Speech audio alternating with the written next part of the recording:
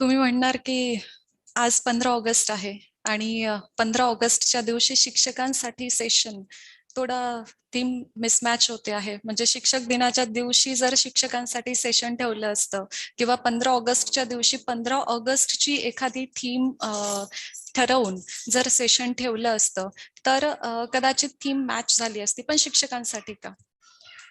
2-3 दिवसापूर्वी नाशिकमध्ये जो इन्सिडेंट घडला त्यानंतर एक स्टेटस वाचण्यात आलं. त्या स्टेटस मधल्या ओळी अशा होत्या की शिक्षकेतर कर्मचारी, मुख्याध्यापक आणि एकूणच सर्व शिक्षण संस्था हे सरस्वतीचे उपासक मानले जातात. पण नाशिकमध्ये जो इन्सिडेंट घडला त्याकडे बघून हे सगळं खोटं वाटतं आणि त्याच्या समोर खूप मोठं प्रश्नचिन्ह असल्यासारखं जाणवतं.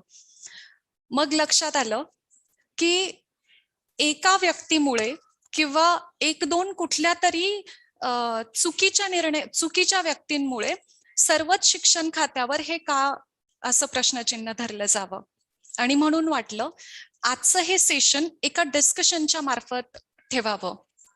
हे डिस्कशन आहे, हे कुठलं ट्रेनिंग नाही, हे कुठलं मोटिवेशनल स्पीच नाही किंवा मोटिवेट करण्यासाठी ऑर्गनाइज केलेलं किंवा माइंडसेट करण्यासाठी ऑर्गनाइज केलेलं सेशन तर हे अजिबातच नाहीये.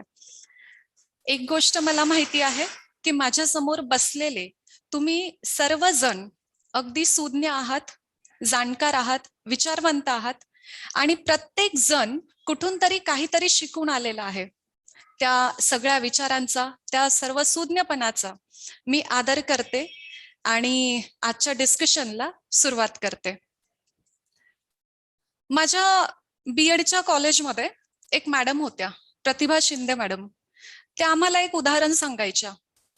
ज्या वेळेला मुलं कॉलेजला जातात त्यावेळी त्यांच्याकडे बघण्याचा जो समाजाचा दृष्टिकोन असतो तर त्यांच्याकडे अशा पद्धतीने बघितलं जातं की हे सगळे उनाडखोर आहेत. यांना वळणं खरं तर ज्युनियर कॉलेजमध्येच लागायला पाहिजे होते.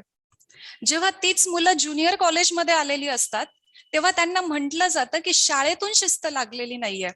ही मुलं ज्या शाळेत शिकलेली होती त्या शाळेचं वातावरण तेवढं शिस्तीचं नसावं. ती मुलं जेव्हा माध्यमिक शाळेत आलेली असतात तेव्हा म्हणतात की प्राथमिक मध्ये शिस्त लावली गेलेली नाहीये यांना. तीच मुलं प्राथमिक मध्ये ऍडमिशन जेव्हा घेतलेलं असतं तेव्हा ते म्हणतात की मुलं शाळेत यायला अंगणवाडी बालवाडीला जेव्हा लागतात त्याच वेळी त्यांना हे सगळे मॅनर्स शिकवले गेले पाहिजे. अंगणवाडीमध्ये आलेली पोरं त्यावेळी त्यांना म्हटलं जातं की हे सगळं वळण घरून लावलं गेलेलं पाहिजे, घरून सांगितलं पाहिजे की शाळेत जाऊन कसं वागावं. आणि जेव्हा घरी पोरग बिघडलं, घरी पोरग काहीतरी चुकीच्या गोष्टी करतं तेव्हा म्हटलं जातं की आमचं पोरग शाळेत जातं. म्हणजे सर्व गोष्टी फिरून आल्या कुठे? आल्या त्या शाळेपर्यंत. आणि जर त्या शाळेपर्यंत आल्या तर नक्कीच शिक्षकापर्यंत सुद्धा आल्यात. एक रिक्वेस्ट आहे, माईक सर्वांनी कृपया ऑफ ठेवावा. सर्व गोष्टी फिरून शाळेपर्यंत आल्या याचा अर्थ काय निघतो की एक शिक्षक हा घडवू सुद्धा शकतो आणि बिघडवू सुद्धा शकतो. ही बिघडण्याची जी इमेज आहे ना ती इमेज आज आपल्याला बदलायची आहे. आणि म्हणूनच म्हटलं की एका कुठल्या व्यक्तीमुळे सर्वांवर प्रश्नचिन्ह का लागावं. एक साधं वाक्य आहे, Priyanka miss teaches English. English हा इथे एक सब्जेक्ट आहे पण त्या सब्जेक्टच्या सुद्धा जर आपण बघितलं आधी तर तिथे एक ह्युमन पर्सनॅलिटी आहे. प्रियांका मिस, आपण सगळे डिग्री होल्डर्स आहोत, कुठल्या तरी विषयामध्ये काहीतरी शिकून आलेलो आहोत आणि म्हणून म्हटलं की इंग्लिश हा जो सब्जेक्ट आहे त्याच्या आधी एक ह्युमन पर्सनॅलिटी आहे आणि ती पर्सनॅलिटी समजून घेणं खूप गरजेचं आहे. मग जर पर्सनॅलिटी समजून घेणं गरजेचं आहे किंवा पर्सनॅलिटी जर मॅटर करते तर मग आपण वर्गात जेव्हा सब्जेक्ट शिकवतो तेव्हा एक्झॅक्टली काय करतो. तो सब्जेक्ट शिकवतो, आपल्याला सब्जेक्ट माहित आहे की आपल्याला फक्त कंटेंट माहिती आहे. बिंग अ ह्युमन पर्सनॅलिटी फक्त कंटेंट समजून न घेता सब्जेक्ट कडे वळायचंय. तो सब्जेक्ट माहित असणं खूप गरजेचं आहे. रवींद्रनाथ टागोर त्यांचं एक वाक्य होतं, एक शिक्षक तोपर्यंत काहीच शिकवू शकत नाही जोपर्यंत तो स्वतः काही शिकत नाही. पुन्हा एकदा सांगतोय, एक शिक्षक तोपर्यंत काहीच शिकवू शकत नाही जोपर्यंत तो स्वतः काही शिकत नाही.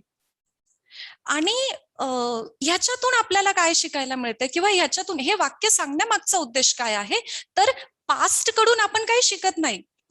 काही व्यक्ती अशा बघितल्या ज्यांच्याकडे जर वर्षानुवर्ष एकच वर्ग असला ना, ते म्हणतात ते माझं सगळं पाठ झालेलं आहे, इतके वर्ष, 5 वर्ष झाले, 6 वर्ष झाले, तेच शिकवते, सगळं कंटेंट पाठ आहे. आपण कंटेंट पाठ करतोय, आपण विषयाकडे, आपण त्या गोष्टीकडे वळत नाहीये, आपण फक्त त्याच्यातला मॅटर पाठ करतो आहे. 2013 मध्ये एका मॅगझिन मध्ये छापलेलं होतं. 2013, जस्ट आता काही वर्षांपूर्वीची गोष्ट, की वर्गातली मुलं जी आहेत ना, ती वर्गातली मुलं पॅसिव्ह प्लेयर्स आहेत. मग जर वर्गातली मुलं पॅसिव्ह प्लेयर्स आहे, तर मग आपण असं म्हणावं का की टीचर सेंटर्ड क्लासरूम्स आहेत आज? ती जी टीचर सेंटर्ड क्लासरूमची जी कन्सेप्ट आहे ना, ती बदलायची आहे. आणि ती बदलणं तितकंसं सोपंही नाहीये. That's a challenge in front of the teacher. आणि त्या चॅलेंजवर आपण खरं उतरणं गरजेचं आहे. तू माझं ऐक, तू माझं ऐकलं पाहिजे. मी शिक्षक आहे ना, मग माझं ऐका, मी सांगतो ते बरोबर आहे. माझं ऐक, माझं ऐक, हा जो ऐकणं, हा जो पुन्हा पुन्हा आपण जे मुलांच्या मनावर बिंबवतो आहे किंवा असं जर होतं आहे, ते कुठेतरी थांबणं गरजेचं आहे.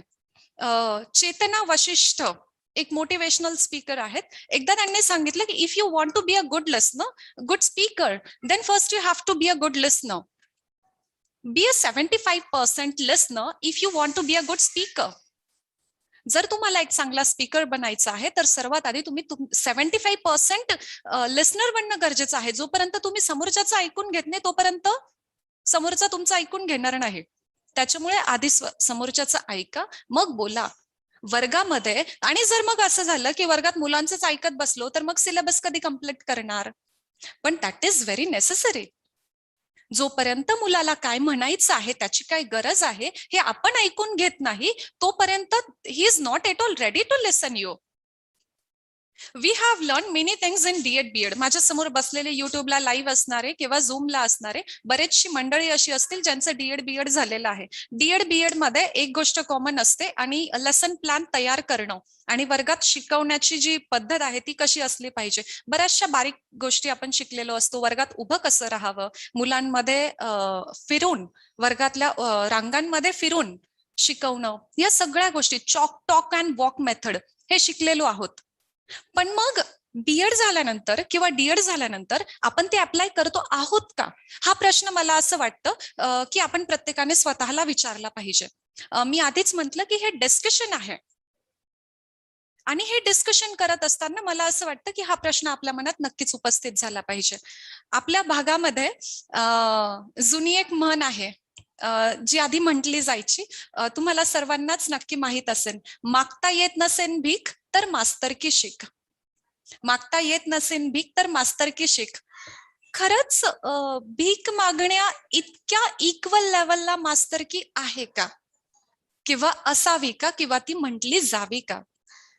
मास्तर म्हणजे काय? मास्तर म्हणजे ज्याचा माते समानचा स्तर आहे. माता काय करते?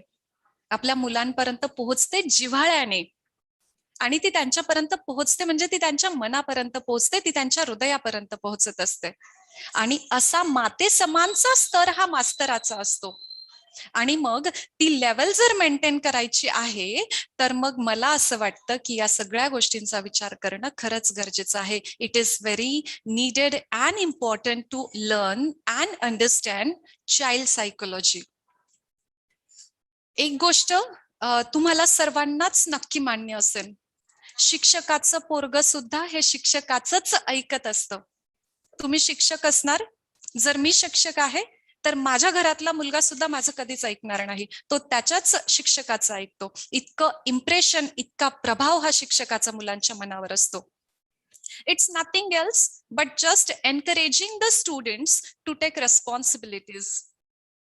काय शिकवायचं आहे, या सगळ्या गोष्टींच्या माध्यमातून काय साध्य करायचं आहे, की आपल्या मुलांनी जबाबदारी उचलायला शिकावं. जबाबदारी कुठली? सामाजिक, मानसिक, भावनिक. खरंय ना? सामाजिक, मानसिक आणि भावनिक. माझ्याकडे खूप सारं ज्ञान आहे, मला खूप माहिती आहे, मी खूप सारी पुस्तकं वाचली आहेत, मुलांसमोर मला मांडायला खूप अडचण येते. मग माझ्या त्या ज्ञानाचा खरंच उपयोग आहे का? का लोक प्रश्न उचलता आहेत माझ्यावर? हा प्रश्न स्वतःला विचारला पाहिजे, नाही का? आता वर्गात शिकताना 10-1 मिनिटं झाली की जर मुलगा बेंचवर असा मान टाकून बसत असेल, तर याचा अर्थ शिक्षक म्हणून आपण आपला टीचिंगचा जो वे आहे तो बदलणं गरजेचं आहे. मुलांनी माझ्या शिकवण्यापर्यंत नाही पोचावं. माझं शिकणं असं असलं पाहिजे, माझं शिकणं असं असलं पाहिजे की मुलाची ही इच्छा झाली पाहिजे की त्याने माझ्यापर्यंत पोहोचावं. माझं टीचिंग मला पोचवायचं नाही, मला मुलाला माझ्याकडे घेऊन यायचंय. If we all do it, then that is beneficial only for us. ते आपल्यासाठी बेनिफिशियल आहे. पगार जास्त वाढणार आहे का? या सगळ्या गोष्टी केल्याने माझा पगार जास्त वाढणार आहे का? किंवा तुमचा वाढणार आहे का? अजिबात नाही. कदाचित वाढेल नोटीस केल्यानंतर कुणीतरी, पण हे सगळं बेनिफिशियल यासाठी आहे, सिच्युएशन अंडरस्टँड करता येईल. ती सिच्युएशन कोणती? तर मुलांच्या मनाची. Application of the principle by the teacher will be successful by this. आणि जे आउटकम्स आहेत, जे आपल्याला ठरवून दिले जातात शिक्षण क्षेत्राकडून, जे आउटकम्स आहेत, ते आउटकम्स साध्य करणं इझी जाईल. मी खूप करते आणि हे सगळं करता करता माझी खूप दमछाक होते, असं जर मनात येत असेल, then I am very sorry, पण आपण कुठेतरी चुकतो आहोत. Know the student. Know the student means what? माझ्या वर्गातल्या मुलाचं नाव सो अँड सो आहे, त्याच्या मुलाचे वडील हे करतात, त्याचं फॅमिली बॅकग्राऊंड असं आहे. Is that so? मुलाला जाणून घेणं म्हणजे असा अर्थ होतो का त्याचा? शिक्षण संस्थेने खूप मोठी बिल्डिंग बांधली आहे, मोठा कॅम्पस उभारलेला आहे, अगदी प्रशस्त मैदान आहे, पण क्लासरूम सुद्धा खूप मोठे आहेत. अगदी स्टेप बाय स्टेप केले की प्रत्येक मुलाला बोर्डवरच दिसलं पाहिजे, प्रत्येक शिक्षकाला मुलगा दिसला पाहिजे, पण क्लासरूम क्लायमेट जर नाहीये तर काय करणार? आपल्या वर्गांमध्ये आता बऱ्याचशा स्कूल्समध्ये कॅमेराज बसवलेले आहेत. कॅमेराज ऍक्च्युली खूप सगळं अलर्ट करत असतात, आपल्याला प्रत्येक ठिकाणी अलर्ट करतात कॅमेराज. पण वर्गात खरंच तो एक कॅमेरा असतो का? काय वाटतंय? एक कॅमेरा असतो वर्गामध्ये? नाही. मराठीचा विषय चालू आहे, मराठी विषय शिकवता आहेत बाई, आणि विषय या शब्दाची विलांटी दुसरी दिली गेली. तो वर्गातला एक कॅमेरा कदाचित हे कैद करू शकणार नाही, वर्गातला एक कॅमेरा ही गोष्ट कॅप्चर नाही करू शकणार की तुमच्या विषयाची वेलांटी दुसरी झाली आहे. पण जे समोर 40 कॅमेराज जे बसलेले आहेत ना, 40 मुलं, ते 40 कॅमेराज आहेत. ते मुलं ती गोष्ट 40 घरांमध्ये पोहोचवतात. आमच्या मराठीच्या बाईंकडून ना आज विषयाची वेलांटी जी आहे ती दुसरी दिली गेली. शिक्षक होऊन एवढं पण माहित नाही, असा क्विक रिप्लाय येतो. ते 40 कॅमेराज जे आहेत ना, ते कंटिन्यू वॉच ठेवून असतात. तो वर्गातला एक कॅमेरा जितका मेंटेनन्स ठेवेल त्याच्यापेक्षा कदाचित खूप जास्त. मागच्या 1.5 वर्षांपासून आपण ऑनलाईन शिक्षण देतो आहोत आणि घेतो सुद्धा आहोत. ऑनलाईन शिक्षण म्हटलं ना तर खूप साऱ्या मर्यादा येतात, मुलं शिकतच नाहीत, मुलं हेच करत नाही, मुलं रिस्पॉन्ड करत नाहीत, टीचर मध्येच लेफ्ट होऊन जातात, टीचरचा नेटवर्क इश्यूच असतो, मुलं लेक्चरला जॉईंट होतात पण कॅमेरा ऑफ ठेवतात, गेमच खेळतात. या सगळ्या गोष्टी आहेत ना, एक स्टॉक रिस्पॉन्स प्रमाणे झालेल्या आहेत.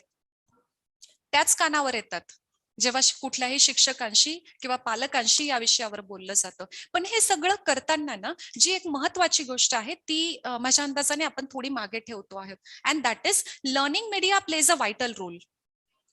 Learning media really plays a vital role. Learning and understanding process मध्ये हा मीडिया खरंच महत्वाचा रोल प्ले करत असतो. टेक्नॉलॉजीवर आपण शिक्षण घेतो आहोत, पण त्या टेक्नॉलॉजीचा वापर किती चांगल्या पद्धतीने होऊ शकतो याचा विचारच करत नाहीत. मेरे बच्चों को मेरा without computer, without screen sharing and without any software भी समजता है. So why do I have to make PPTs and all that. हे अगदी इझिली येतं कधीतरी. पण आपण हे विसरतो आहोत की आजच्या मुलांच्या डोक्यामध्ये ना खूप ऍडव्हान्स्ड विंडो आहेत. आपल्या समोर बसलेल्या मुलांच्या डोक्यामध्ये विंडोज 10 आहे आणि आपण विंडोज 7 घेऊन बसलेलो आहोत. Why will he be interested in our teaching? तो तुमच्यात अजिबात इंटरेस्टेड नाही. तो शिक्षक म्हणून आपल्यात अजिबात इंटरेस्टेड नाही. त्याला पाहिजे ते मिळतंय का? त्याच्या शोधात तो विद्यार्थी आहे. त्याला ते हवं आहे. मुलं टेक्नॉलॉजीकडे वळत आहेत तर त्यांना शिकवणं, समजणं, शिकणं आणि शिकवणं या दोन्ही गोष्टी समजणं गरजेचं आहे. एका कुठल्या तरी मोठ्या ऑर्गनायझेशन मध्ये एका एज्युकेशनिस्टचं व्याख्यान ठेवण्यात आलं. तिथे त्या एज्युकेशनिस्ट लेडीने एक फॉर्म्युला सांगितला की teachers have to wear MKO formula. What is MKO? MKO is more knowing others. मला माहितीये, तुला माहित नाही. तुझ्यापेक्षा 4 पावसाळे जास्त पाहिलेले आहेत मी. त्याच्यामुळे शांत बसायचं असं नाहीये. समोर बसलेला मी जसं म्हटलं की ऍडव्हान्स्ड विंडो घेऊन, डोक्यात ऍडव्हान्स्ड विंडो घेऊन बसलेला आहे. We teachers are just facilitators. एक उदाहरण कदाचित तुम्ही सर्वांनी तुमच्या शाळेमध्ये सुद्धा ऐकलं असेल किंवा कुठेतरी वाचलं असेल की शिक्षकाचं काम काय आहे. जसं ती एखादी व्यक्ती असते ना की आपण घोड्याला फक्त पाण्यापर्यंत सोडून द्यायचं, ते पाणी प्यायचं नाही प्यायचं ते त्याच्यावर आहे. आपला जॉब तोच आहे. To tell him to see, what to see that is his choice. आणि म्हणून मोर नोईंग अदर्स, मला माहितीये तुला माहित नाही, अगर ऐसा होता तो या फ्रेजेस जस्ट स्किप इट. एवढ्या पिरियडमध्ये NEP 2020 बद्दल सर्व शिक्षकांनी ऐकलं असेल. बऱ्याचशा स्कूल्समध्ये त्याचं ट्रेनिंग सुद्धा घेण्यात आलं. अगदी CBSE कडून सुद्धा NEP 2030 बद्दल NEP 2030 बद्दल ट्रेनिंग देण्यात आले. NEP 2030 काय आहे की बाय 2030 आपला सिलेबस जो आहे, जो करिक्युलम आहे तो वोकेशनल असणार आहे. म्हणजे अगदी 6वी ते 8वीचा वर्ग आहे. त्याच वेळेला मुलांना इलेक्ट्रिक या सगळे जे ऍप्लिकेशनल सब्जेक्ट आहेत त्या सगळ्या सब्जेक्ट बद्दल सांगण्यात येणार आहे. कारण पुढे जाऊन त्या मुलाला त्याची चॉईस जी आहे ती क्लिअर व्हावी. आपल्या वेळेला काय झालं, 10वी 12वी झाल्यानंतर आपण स्ट्रीम चेक करायला लागलो की मी इकडे गेल्यानंतर काय होईल, मी तिकडे गेल्यानंतर काय होईल. मला कोणी गाईड करणारच नव्हतं. या सगळ्या गोष्टी आजच्या पोरामध्ये, ज्याच्या डोक्यात ऍडव्हान्स्ड विंडो आहे, त्याच्या बाबत होऊ नये म्हणून NEP 2030 ने हा फॉर्म्युला सेटअप केलाय, ज्याच्यावर मागच्या अनेक वर्षांपासून काम चालू होतं. आणि मग जर हे आहे आणि जर आपल्याला या चेंज होणाऱ्या करिक्युलम मध्ये जर टिकायचं आहे, आपल्याला जर आपल्या समोर बसलेल्या 40 कॅमेराज पर्यंत जर पोहोचायचं आहे, तर माझ्या अंदाजाने या सगळ्या गोष्टींबरोबर आपण चॅलेंजवर खरं उतरणं खूप जास्त गरजेचं आहे. वर्गात 30 मिनिटाचं लेक्चर आहे आणि वर्गात सर्व प्रकारची मुलं बसलेली आहेत. आपली हाताची 5 बोटं सुद्धा सारखी नसतात. मग वर्गात बसणारी 30 पोरं, 40 पोरं कशी काय सारखी असणार आहेत? कोणी इथे आहे, कोणी इथे आहे आणि कोणी मीडियम लेवलला आहे. बरोबर ना? मग you can not give whole 30 minute to sharp student.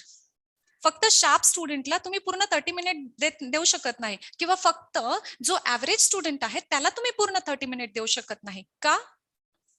कारण तुम्ही पूर्ण 30 मिनिटं जर फक्त शार्प स्टुडंटला दिलीत, उरलेले 29चा लॉट बाजूला राहतोय. आणि फक्त तेच 30 मिनिट ऍव्हरेज स्टुडंटला दिली तरी सुद्धा उरलेला पूर्ण लॉट जो आहे तो मागे राहतो आहे. आपल्याला आपल्या समोर थिंकर्स नको आहेत, आपल्याला आपल्या समोर क्रिएटिव्ह थिंकर्स हवे आहेत. हे काम फक्त आणि फक्त शिक्षकच करू शकतो. म्हणून म्हटलं की मास्तर असा ज्याचा माते समानचा स्तर आहे, आणि म्हणून म्हटलं की शिक्षकाची मुलं सुद्धा शिक्षकाचंच ऐकतात. पूर्वीचा काळ जेव्हा आपण म्हणत होतो की हेरिडिटी नुसार IQ लेवल ठरलेला असायचा. आई वडील हुशार आहेत, मुलगा पण हुशार आहे. आई वडील ऍव्हरेज लेवलला होते, ठीक आहे, म्हणून मुलगा पण तसा आहे. आता तसं नाहीये ना. आता मुलगा फक्त आई वडिलांकडून नाही शिकत आहे. तो आता त्याच्या आसपासचं सामाजिक, भावनिक वातावरण जे आहे, त्याचं एन्व्हायरमेंटल वातावरण जे आहे, त्याच्या समोर ज्या गोष्टी प्रेझेंट केल्या जात आहेत, त्या सगळ्या गोष्टीतून शिकत आहे तो. आणि म्हणून तुम्ही सांगितलेली प्रत्येक गोष्ट मुलगा ऍक्सेप्टच करेल असं नाहीये. पोरांना किती सांगावं वर्गात, पोरं अजिबात ऐकत नाही, ते त्यांच्याच मनाचं करतात. कधीतरी फ्रस्ट्रेट होऊन हे वाक्य जर आपल्या बोलण्यात येत असेल, तर मग याचं कारण हेच आहे. आणि ही कन्सेप्ट जी आहे, ती ही कन्सेप्ट सगळ्या लोकांची होऊ नये ह्याच्यासाठीच हे आजचं सेशन. समाजात बघताना खूप वाईट वाटतं जर एक गोष्ट समोर आली तर. जर प्रश्न विचारला की शिक्षक का झालात? अरे तू शिक्षक का झालात? या एक्सप्रेशनने जेव्हा कोणीतरी विचारतं, अरे काम नव्हतं म्हणून शिक्षक झालो. मग माझ्या सासऱ्यांचीच इच्छा होती. मग त्यांनी पैसे भरले. मग घरी टाइमपास होत होता. या पद्धतीचं जर मोटिव्ह आपलं शिक्षक होण्यामागे असेल, then I am so sorry. पण मला खरंच प्रश्न विचारावासा वाटतो की खरंच आपण शिक्षक म्हणून पूर्णपणे उतरतो आहोत का? मी आधी पण म्हटलं, मी कोणाला क्रिटिसाइज करत नाहीये. आपल्याला कुणाला क्रिटिसाइज करायचं नाहीये. हे कुठलं ट्रेनिंग सेशन नाहीये, हे कुठलं मोटिवेशनल स्पीच नाहीये, हे डिस्कशन आहे ज्याच्यावर आपल्याला विचार करायचा आहे. काही मोटिव्ह जर आपण शिक्षक म्हणून सेट केली ना, तर आपल्या समोर बसणारा मुलगा सुद्धा ते मोटिव्ह घेऊन बसलेला असतो. ऋण शक्तीची ऍडव्हर्टिजमेंट येते तिथे, ते एक कंपनी ओनर्स बसलेले असतात आणि ते म्हणतात की जगह तो बहुत अच्छी है पर यहाँ मुझे बहुत अच्छी इंग्लिश बोलने वाले लोग मिलेंगे क्या. तेवढ्यात एक ते पांढऱ्या शुभ्र कपड्यातली एक मुलगी येते आणि ती म्हणते, एक्सक्यूज मी सर, डोंट जज a book by its cover. तेच करायचंय ना. We don't want the people who will judge us just by our appearance. शिक्षकाचा दर्जा हा इथे आहे आणि तो इथेच ठेवायचा आहे. ऑनलाईन शिक्षणाच्या माध्यमातून हे प्रूव्ह झालेलं आहे की समोर शिक्षक असल्याशिवाय पर्याय नाही. तुमच्यापैकी बऱ्याच जणांना असे फोन कॉल्स येत असावे की सर तो माझं ऐकत नाही, मॅडम तो माझं ऐकत नाही, तुम्ही प्लीज बोला. इथे प्रूव्ह होतं की मुलगा हा फक्त शिक्षकाचंच ऐकतो. आणि एक अनुभव माझ्या समोर बसलेल्या प्रत्येकाला असेल, अगदी शिक्षक असेल नाहीतर दुसरा कोणी जॉब करणार आहे. आपण कुठलं चांगलं काम केलं ना आणि त्यासाठी कोणी अप्रिशिएट केलं तर प्रचंड मोटिवेट होतं. तसंच कुठली तरी मोटिवेशन आहे ना मुलाला गरजेचं असतं. कधीतरी मुलाने एक चांगली छोटीशी गोष्ट केली ना तर व्हेरी गुड बेटा हा शब्द सुद्धा त्याला खूप मॅटर करून जातो. एक 9वीचा मुलगा, त्याने जेव्हा त्याचं मटेरियल सेंड केलं, रिटर्न मटेरियल सेंड केलं, त्याला टीचरने दिलेला थम्सअप सुद्धा खूप काम करून जातो. 10वीच्या वर्गातला मुलगा जो अगदी रोजच्या रोज प्रिन्सिपलच्या ऑफिसच्या बाहेर पनिशमेंटसाठी असतो, एके दिवशी वर्गामध्ये त्याचा मित्र ऍबसेंट होता म्हणून टीचरचं म्हणणं ऐकलं आणि बाय चान्स एक्झामिनेशन मध्ये त्या बेसिसवर क्वेश्चन आले, तेव्हा त्या मुलाने ते राईट लिहिले, त्याला खूप छान मार्क्स मिळाले. त्या टीचरने जाऊन त्याला सांगितलं की बेटा, you won't believe but I am really surprised by seeing your examination paper. आपको इतने इतने मार्क्स मिले हैं. त्या मुलाने काय म्हणावं? थँक्यू मिस, मिस मैंने स्टडी किया था. तो मुलगा काहीच बोलत नाही. त्याच्या डोळ्यातून घळाघळा पाणी यायला लागलं आणि चेहऱ्यावर खूप मोठी स्माइल होती. तेच डोळ्यातलं पाणी घेऊन घरी पळत गेला. हे काय आहे? हे त्या टीचरने दिलेले ते 2 शब्द की बेटा, आय एम रिअली सरप्राइज्ड. हेच मोटिवेशन होतं ना त्या मुलाला दिलेलं. आणि असेच जे बदल आहेत, असे छोटे छोटे बदल जे फक्त शिक्षकच घडू शकतो. आजचा जो आपला टॉपिक आहे की शिक्षक, एक चांगला शिक्षक हा क्रिएटिव्ह इमॅजिनेशन्सला वेकन अप करू शकतो. क्रिएटिव्ह इमॅजिनेशन्स जे आहेत ते जागृत करू शकतो मुलांमध्ये. आणि म्हणून इतर काही गोष्टी ज्या आहेत, ज्या कुठेतरी टिपिकल वेला घेऊन जातात आपल्याला, त्या टाळणं खूप जास्त गरजेचं असतं. एक गोष्ट तुम्ही ऑब्झर्व केली असेल की मुलांना जर ते ज्या कम्युनिटी मधून येत आहेत त्या कम्युनिटी मधली जर उदाहरणं दिली तर मुलगा लगेच वर्गात उभं राहून म्हणतो, मिस माझ्या बाबत असंच झालं, सर माझ्या बाबत असंच झालं. त्या कम्युनिटी रिलेटेड वर्गात मुलांना एक्झाम्पल जर दिले तर आपलं म्हणणं, शिक्षकाचं म्हणणं, ते त्याला त्याचं वाटायला लागतं. आणि शिक्षकाचं म्हणणं जेव्हा मुलाला त्याचं वाटायला लागतं तेव्हा तो मुलगा तुमच्यापर्यंत पोहोचला असं शिक्षक म्हणून म्हणायला अजिबात हरकत नाही. आणि त्यासाठीच हे आजचं सेशन. आपण सर्व खूप नशीबवान आहोत की आपली जन्मभूमी हीच आपली कर्मभूमी झाली. आणि आपली जन्मभूमी आपली कर्मभूमी झाली त्यावेळेला माझ्या अंदाजाने की अगदी जीव ओतून काम करून देण्यात जी मजा आहे ना ती कशातच नाहीये. आधी जसं म्हटलं की मी खूप करते आणि करण्यामध्ये माझी दमछाक होते.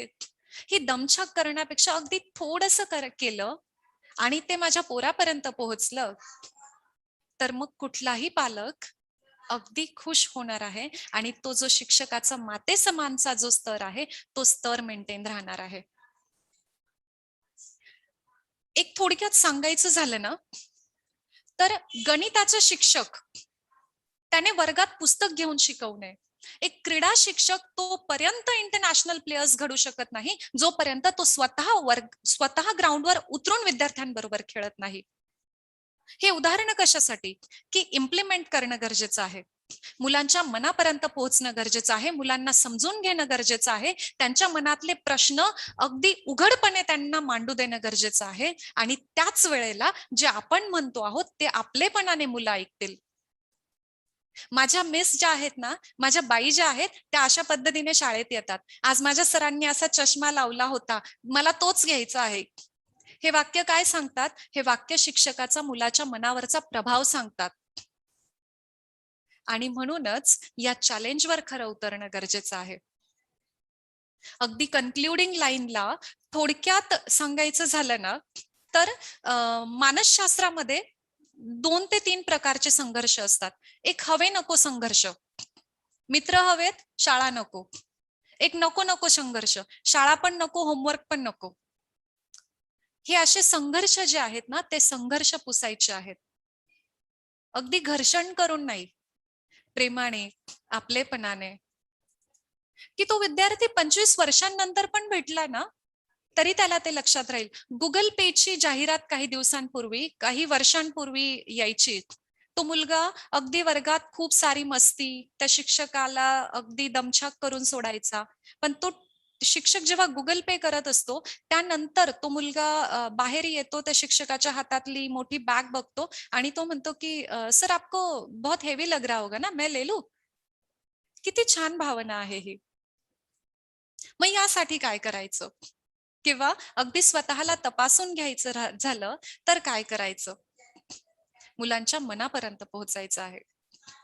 आणि जे 2-3 दिवसापूर्वीच्या स्टेटसच्या बद्दल बोलली ते प्रश्नचिन्ह पुसून काढायचं आहे. मी शिक्षक म्हणून किती केपेबल आहे हे मला विचारायचं झालं तर मी काय विचारावं?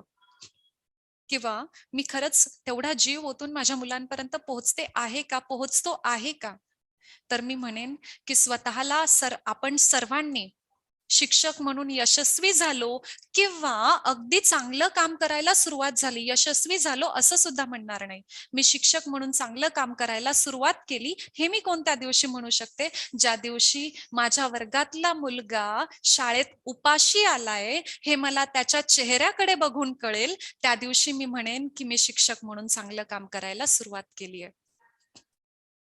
आणि मला असं वाटतं की ह्यापेक्षा वेगळी कुठली गोष्ट दुसरी नाही असू शकत. आपला मुलगा उपाशी आलाय हे ज्या दिवशी आपल्याला कळलं, समजायचं की शिक्षक म्हणून काम करायला सुरुवात केलीये चांगल्या पद्धतीने. आणि त्यासाठीच आजचं हे डिस्कशन सेशन होतं.